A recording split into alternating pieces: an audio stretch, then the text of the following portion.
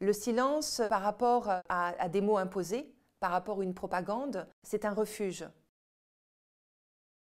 La Turquie est un pays vraiment fascinant et imprévisible. C'est un pays où j'ai été aux premières loges de tous les soubresauts de ces dernières années, les attentats, le coup d'État raté de 2016, la dérive autoritaire du président Erdogan. J'ai toujours été marquée par la résilience, la résistance de la société civile, des gens qui sont capables de tenir, où à un moment donné, finalement, la peur se transforme en force.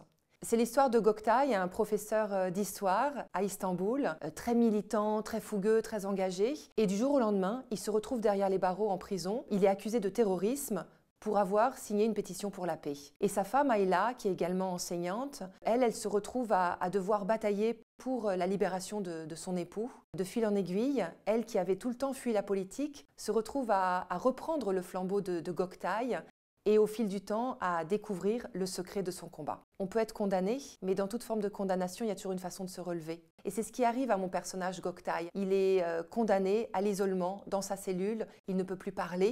Qu'est-ce qu'il fait? Il se réfugie dans les rêves. Quand il n'arrive plus à rêver, il commence à écrire. Quand il n'est plus capable d'écrire, il se met à dessiner. Et ce sont des mots dessins, des mots qui sont comme un cri pour nous maintenir en vie et parfois nous ranimer.